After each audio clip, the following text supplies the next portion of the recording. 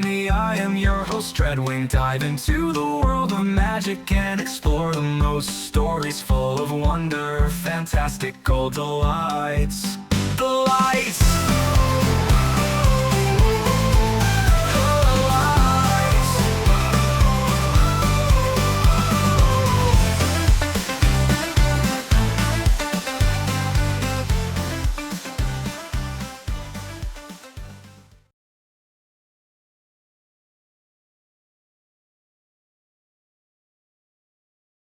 Chapter 36 Experiments Part 2 Megatron snuck back into the Marley compound in his holoform. He climbed up the wall and through an open window before moving down the hall to sneak back into his room. The one downside about the holoform was that it couldn't be reactivated in a place that he cannot visually see. So he would have to activate the holoform outside the compound and then go back to his room. Megatron picked the lock to his room and opened it before slumping down to the floor. By the pits, he hated this. Megatron then grabbed the bandage he left abandoned before deactivating the holoform last night and tied it once again. He hated having to do this, but if it kept the illusion that he was human, so be it. The Titan finished tying it before laying down on the floor. He turned his attention to the bed and growled.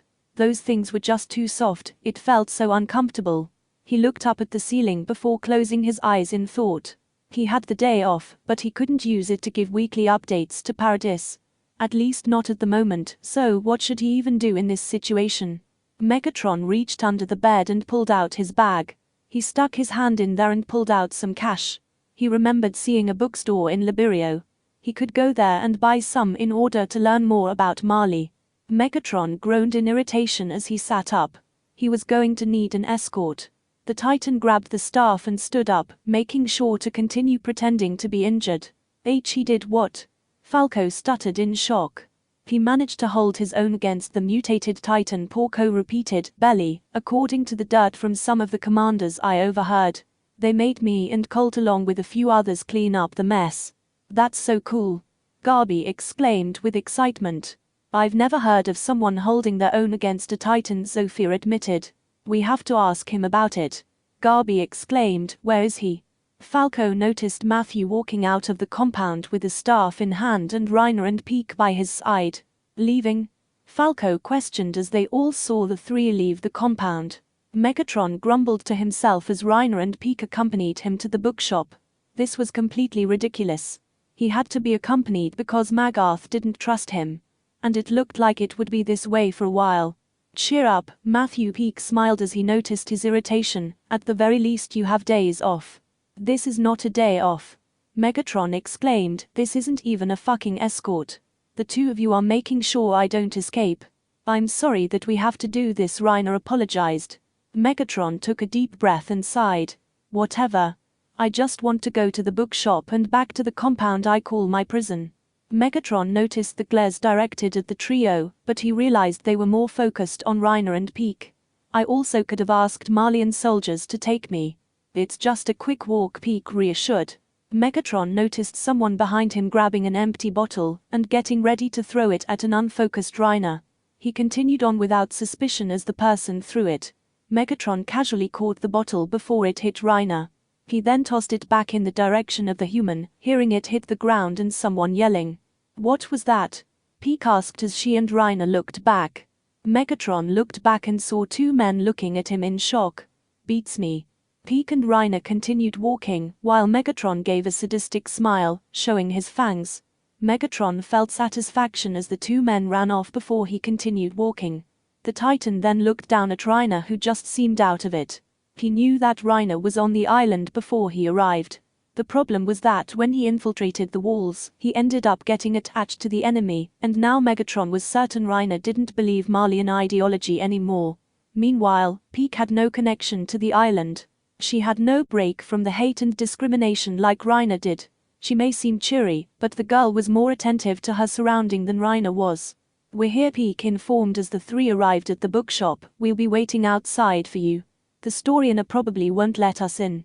Just make sure not to sneak out and back, or we'll have to hunt you down. Fair, Megatron responded as he counted the cash he had. Is there anything you two want in particular? Peak and Reiner were shocked by the question. Why you want to get us a book? Reiner asked in disbelief. I don't think our superior Dash. I'm the one buying it, Megatron interrupted Peak. If anything, I can hold on to it until we head back to base and give it to you when you head back to the internment zone. But Dash, there must be something you want, Megatron tempted. Get the simple things first. Find out their interests, gain their trust. Well, I would like the most recent fantasy novel, Peak admitted, or just any really. And you? Megatron turned to Reiner. Reiner trailed off. I'm not going to stand out here all day, Megatron said. A cookbook? Reiner asked.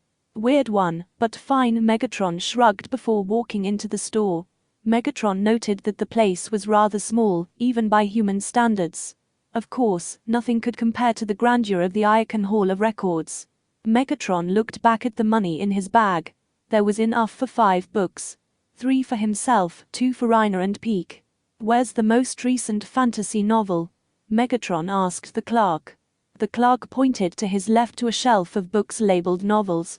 Megatron walked over and grabbed the most recent one before finding a cookbook and grabbing it. Megatron browsed through the non-fiction section and grumbled. This place was so disorganized. He managed to find 2 books on Marley's lore and history. He flipped through each book to see the information. It looked like it was enough to understand the basics.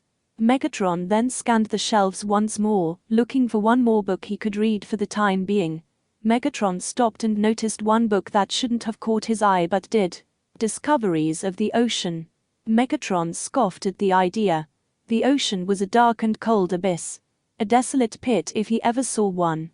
But seeing the ocean would mean so much to me, Armin declared with a smile, a vast place of water that takes up most of the planet. Full of salt, the merchants can't even touch it. You can't get something like that inside the wall, and talking about the outside is considered taboo for us. But if I get to see it at least once with Iran and Mikasa, that would mean everything to me. Megatron took one last look at the book before grabbing it off the shelf. There had to be more than just salt water. Peak was humming to herself while Reiner kept his gaze to the ground. They patiently waited for Matthew to finish shopping. They knew they had to ensure Matthew wouldn't escape, but from what they examined on the outside of the building, the windows were small and high up. The only way for Matthew to escape was through the front door. Reiner, Peak began, are you still worried about Berthold? Of course I am, Reiner answered. He and Annie are hurt because of me. Annie does appear to be fine, Peak noted. Whatever is inside of her isn't killing her. Not like what's within Berthold. If I wasn't such an idiot, none of this would have even happened, Reiner proclaimed. All 4 of us would be back. Marcel wouldn't be dead because of me. Marcel is dead because of the Flying Titan, Peak proclaimed, not because of you. Reiner wanted to retort. He wanted to say that wasn't the case, but Matthew exited out of the store before he could say anything else. I'll give the books to you 2 later, Matthew told them. Why, you really bought them? Reiner stuttered in surprise. Matthew pulled out his bag and showed Reiner the cookbook. Let's keep this between us so that idiot Magarth doesn't find out. Peak and Reiner stared at Matthew in surprise before following him back to the base. Paradis. Hanji stared at the liquefied Energon in awe and excitement. I would advise you not to touch it, Optimus informed as he began tampering with some other tools to get them to work. It's in a glass container, Hanji exclaimed. Optimus gave her a disapproving look, causing the commander to groan in defeat. Fine, Hanji drawled out before noticing the device Optimus was trying to repair. What's that for? If I can get it to work, it would allow us to track Energon more efficiently, Optimus explained. We need Energon now more than ever. If we can find enough Energon deposits without leaving the island, we can use it to power your weapons. But didn't you find that cave of Energon without it? Hanji recalled. It was a rather short frequency, Optimus admitted. This will allow more accuracy and farther distance. Well, we didn't take much out of that cave you showed me when you first got here, Hanji recalled. We can go back there.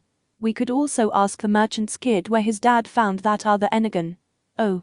Is there a chance you can use that to find another Cybertronian ship? Maybe one with better technology? That would only work if the ship has emitted an emergency frequency of its own, Optimus explained. Without it, it would be much harder to locate. It would also depend if there was more on the island, but I highly doubt that. Do you think that Marley might find Cybertronian technology? Hanji asked. They have a piece of Megatron, they might be able to find it and determine that it's not from this world. They do not have complete knowledge of Cybertron, Optimus reminded. They assume Megatron arrived on this world through his alt mode, but they are unsure about other Cybertronian modes of transportation. So at the moment, we're in the clear, Hanji assumed. Hopefully we can reach Marley's equivalent of military might before they perfect the mutated Titans. Let us hope, Optimus agreed. When exactly will you give the books to us? Peak asked as they arrived back at the compound. Is there a way you can take it back without raising suspicion? Megatron asked. I'm not sure if that's considered illegal or not. The moment Megatron stepped into the compound, he was met with the faces of Garby, Zofia, and Falco. Garby was the one who was super eager to see him, while Zofia and Falco looked like they were dragged to see him. Did you really take down a Titan by yourself? Garby asked with excitement. Megatron was startled by the girl's automatic question. What? Word traveled fast about what you did yesterday, Peak explained. Megatron rubbed his temple in irritation. I didn't really take it down. Jija did the killing blow, so go talk to him about it. But you still fought it off. Garby exclaimed. How did you do it? I'm interested in knowing that answer too, Zofia admitted. No, I'm going back to my room, Megatron told them. But you're supposed to train us, Garby retorted. Today is my day off, and I'm trying to rest my leg, Megatron shot back as he pointed to his leg, so back off. But Dash. I said no, Megatron pressed, not wanting to deal with this situation. Please. Garby pleaded, can you still teach us? Garby, that's enough, Reiner told her. Reiner Dash. Hey, you bastard. Someone shouted. Oh god damn it, Megatron groaned. The Eldians turned to see three men walking towards them.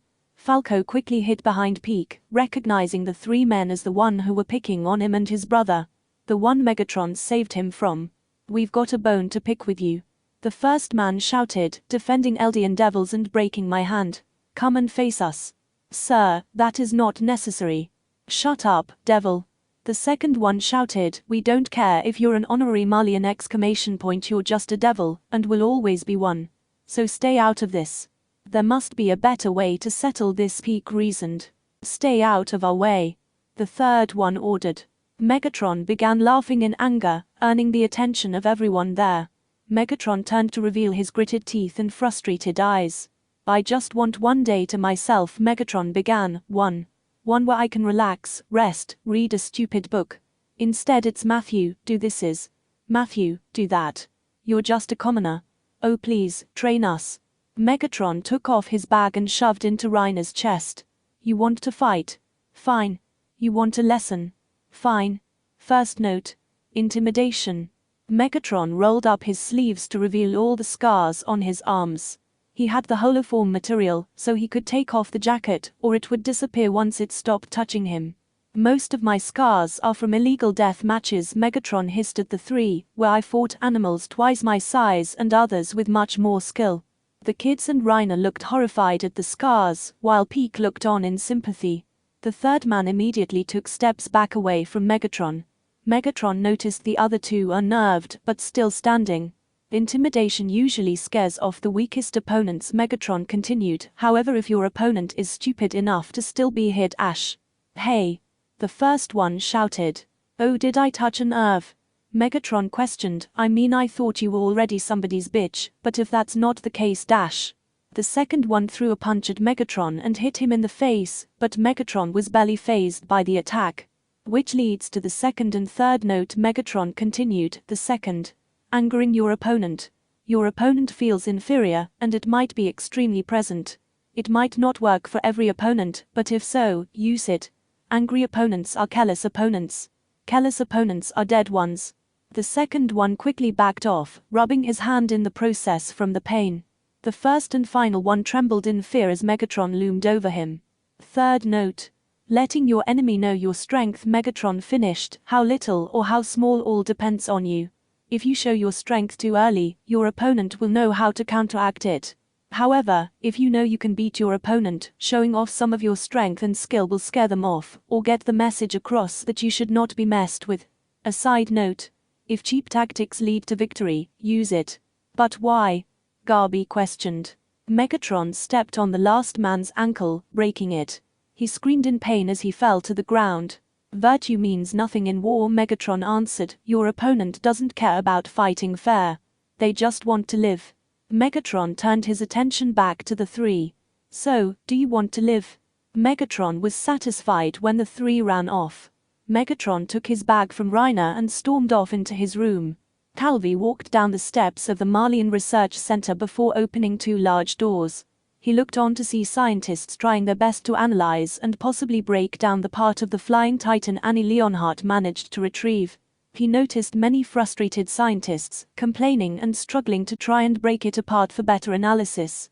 Sir. The head scientist saluted. I wasn't expecting you for another week. Report, Calvi ordered. This thing is practically unbreakable. The head scientist exclaimed in anger. We've tried everything to break it down, and it barely manages a dent. The team is going mad from the lack of progress. One of the scientists began beating the thorn with a hammer before collapsing on the ground in frustration and sadness. I see, Calvi said, feeling sympathy for the scientists. While it would be great to get more of this for technological advancements, none of our weapons works, the head scientist explained. If we could break this down, this would prove to be great armor, Calvi proclaimed. Another issue is that there's not enough. The head scientist reminded, this thorn is the only piece of these titans we have. The only other piece of this metal that exists on this world is in the hands of those island devils. I doubt the devils would get very far with this, Calvi proclaimed. They might, the head scientist admitted. Care to repeat that? Calvi demanded in anger. The devils have the intelligent titans, the head scientist reminded. Whatever those devils are telling them, they're willing to help them succeed. These titans are the ones that know the ability of this metal. The titans have the knowledge and we don't. Despite having this, we don't know where to look for more. If we had these titans, then they might know where to look, Calvi surmised. Even then, reports stated that the metal titan doesn't know how it arrived on our world, the head scientist recalled, and the flying titan came here on its own without a ship. At least that's what the assumption is. Perhaps we should use Annie Leonhardt, Calvi suggested. She was the one who got this in the first place. The head scientist seemed hesitant at the thought. We can try. Hopefully she'll be cooperative. She must. If she isn't, she will lose her life, Calvi declared. Bring Annie Leonhardt here. I will bring Commander Magarth. He will be more persuasive to Annie than me. Falco looked at the door to Matthew's room. He never really got the chance to explain himself to Matthew, but after what happened with those three men, he might have to. The last thing he wants is for him and his family to be sent to Paradis, or the front lines as titans. Falco took a deep breath before knocking on the door. When he heard nothing, he knocked on the door again. Falco grew worried when he heard footsteps and Matthew opening the door with an irritated look.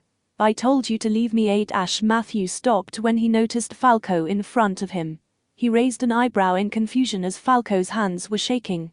You're usually the least of my worries, Matthew remarked as he crossed his arms. If this is a ploy by your friend to get me to talk about what happened, I'm shutting the door.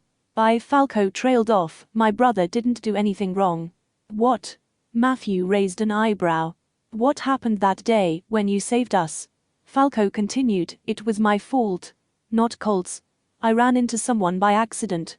Please don't put him in jail or hurt him, ordered Ash. I have been here for 2 months. Matthew exclaimed, why the hell are you bringing this up now? I didn't know that you were Marley military, Falco stuttered. Matthew rubbed the side of his head in irritation. I'm not part of Marley military. I'm a prisoner, just like you. What? Falco stuttered. I decided to help you. Turns out it was breaking the law, Matthew explained. Your commander gave me an ultimatum. Train you or be thrown in jail. But you're still here because of me, Falco proclaimed, because I was stupid. Matthew sighed before sitting down on the ground so that he was at height level with Falco.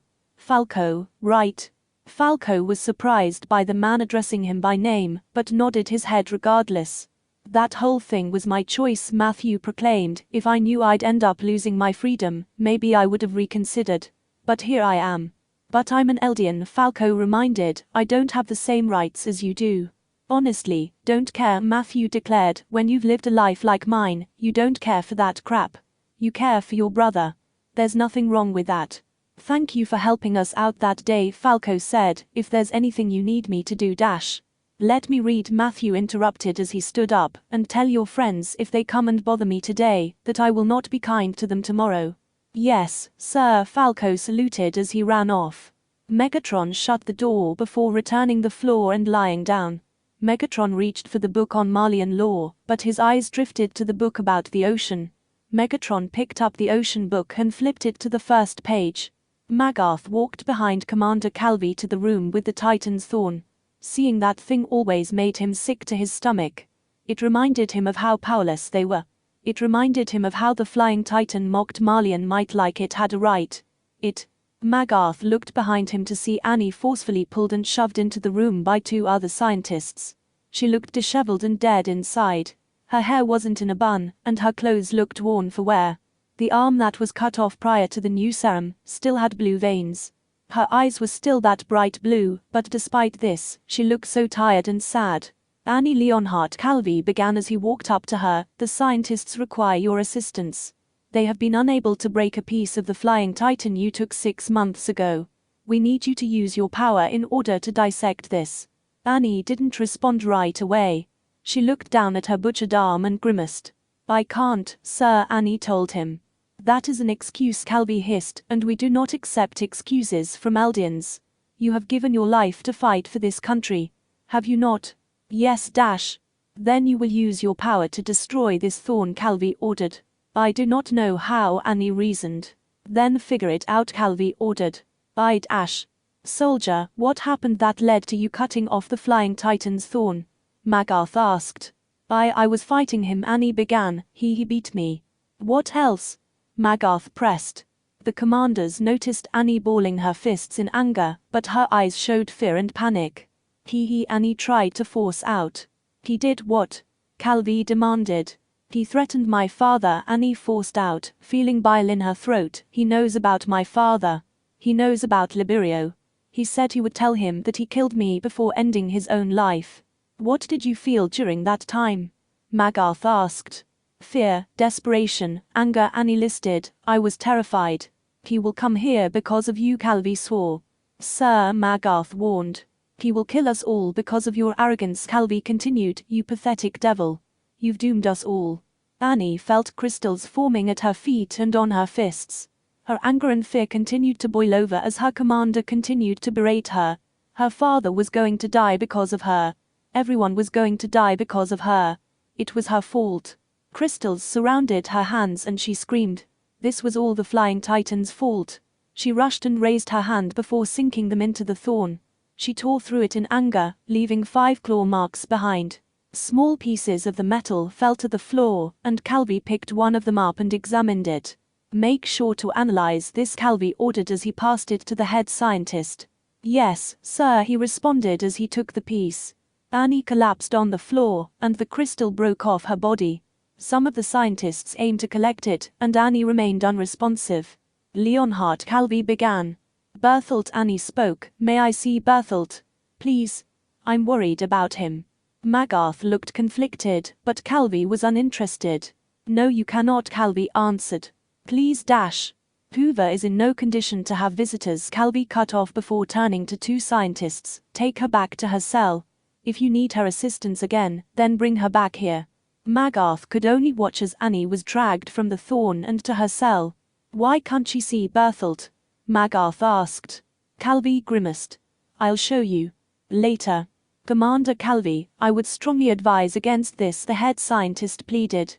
Magarth is responsible for the Eldian recruits, Calvi reminded. He must find out sooner or later. The 3 walked towards a mirror, and the scientist grimaced. He placed his hand on the switch before turning to Magarth.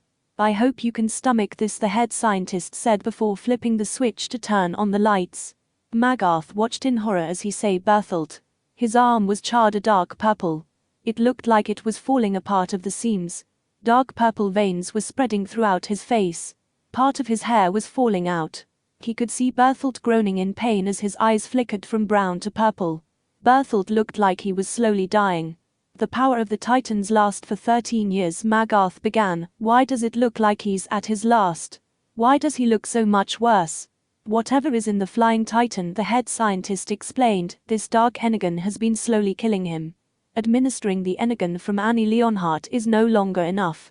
It used to be able to slow it down until the initial injury, but now it only slows down the inevitable. The Dark Energon has clearly been more aggressive. Is it going to kill him? Magarth asked. Judging by current evidence, most likely, the head scientist answered, but that's not all. The head scientists guided the two to the main lab. The head scientists then put on large, thick hazard gloves before he pulled out 2 petri dishes from an icebox. He placed it next to the microscope on the table. He then took one of them and removed the lid before placing it under the microscope. This is the sample we got from Annie Leonhardt, the head scientist said. Take a look and tell me what you see. Magarth looked through the lens and saw Annie's sample. The blue seemed to coexist with the red blood cells. It worked together. The red blood cells did nothing to attack the blue cells.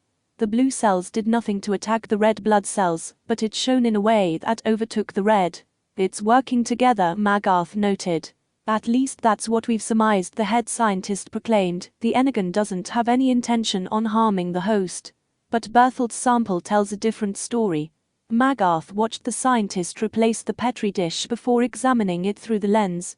Magarth gasped at what he saw. The purple cells were unstable, amorphous, chaotic. It targeted and consumed the red blood cells until nothing was left. It's destructive, Magarth spoke. We have no control over this Dark Energon, the head scientist declared, and it is very clear that this substance is harmful to Titan shifters. Imagine what it could do to humans. We have no means of control it. Commander Calvi, I would advise a complete halt on the experimentation of Dark Energon until we can control the regular one. Under normal circumstances, I would disagree, Calvi began, but the last thing that I want is for Marley to fall because of our hubris. Hold off until you get solid, successful results of the regular Energon. Yes, sir, the head scientist saluted. Sir, Magarth began, will Berthold remain alive? For the time being, Calvi answered, if this Dark Energon progresses further in Berthold Hoover, I will consider choosing his next successor. Zeke was in his office when he noticed something go under the door. Zeke stood up and walked over to the door and picked up a sheet of paper he saw. He opened it to see Yelena's handwriting. Berthold Hoover may be fed to another successor. Persuade Commander Calvi to doing so. Accelerate the process.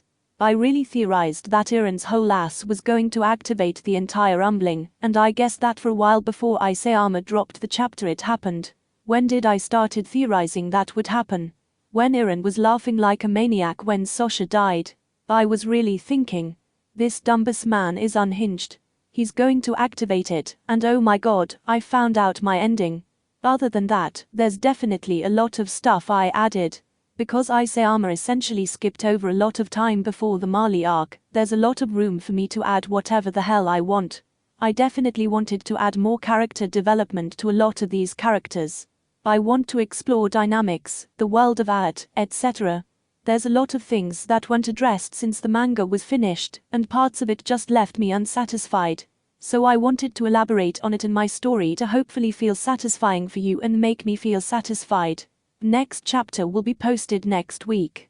It's really just a slow build of character relationships and dynamics for the time being. I'm glad you enjoyed that video / gameplay.